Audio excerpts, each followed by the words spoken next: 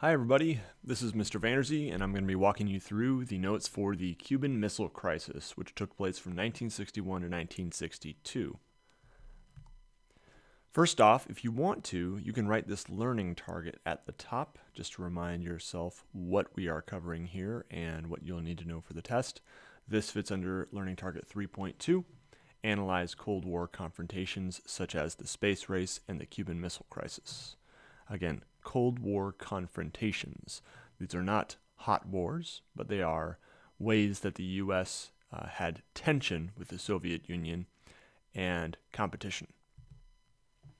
So what's the situation in Cuba? First of all, Fidel Castro, who is pictured here, overthrew their dictator, Fulgencio Batista.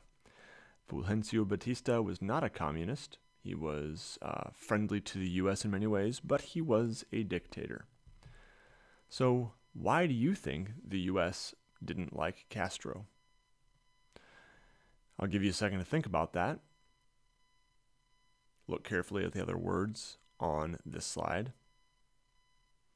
And if you are drawing the conclusion that Fidel Castro is a communist, you are correct. Ding, ding, ding, ding, ding, ding. So we didn't like him because he is a communist revolutionary. So let's talk about one way that the U.S. tried to intervene in this because we didn't like Fidel Castro.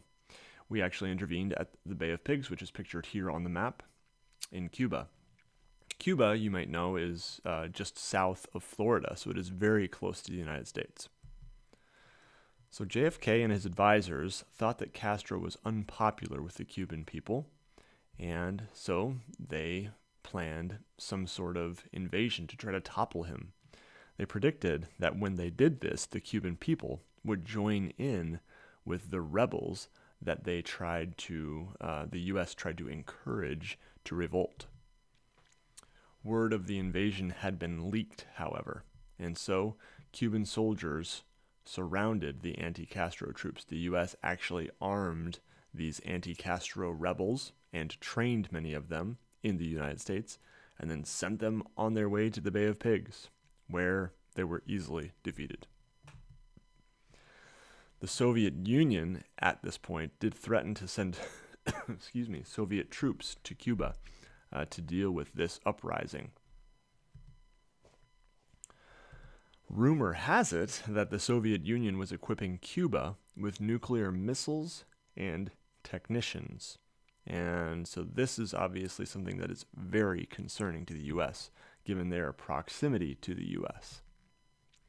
Information came from, first of all, Cuban refugees, people who made it out of Cuba, and there were some people who were trying to flee the Castro regime, and the U.S. gladly accepted them because they were defecting from a communist nation. And we also have evidence from U-2 spy planes, which were used, and they took photographs of some things that we'll be seeing very shortly. So first off, this right here is a ballistic missile in the Soviet Union. Now, these are Soviet ships that were en route to Cuba, and you can see that the shipping containers, spy planes actually measured to be the exact same length, consistent with those missiles.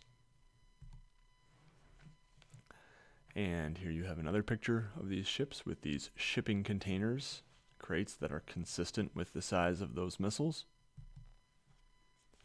Here now we have a Navy photograph of a site in Cuba, and you can see them pointing out certain things like this missile shelter tent, for example. Again, very concerning to the United States. This right here is a characteristic Star of David pattern from a missile site in the Soviet Union, I believe. And then what you see on the next slide here is a very similar pattern that is starting to be formed in Cuba. And so these are all adding up to giving us pretty solid evidence of what is happening in Cuba in terms of them getting Soviet missiles. This right here is Adlai Stevenson, who is the U.S. ambassador to the United Nations. He is describing the photos to the United Nations, trying to show this evidence. There is also a Soviet ambassador who is present here. So the question was, for the Soviet Union, why would they want to put missiles in Cuba?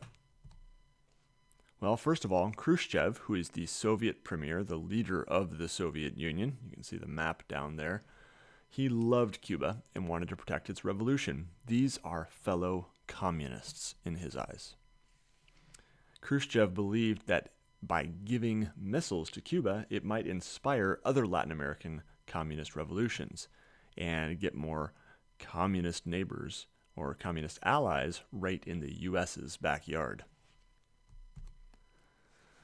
Also, this is a factor. It has to be. The U.S. had missiles in England and in Turkey pointed at Russia. So are they, in a way, trying to give us a taste of our own medicine?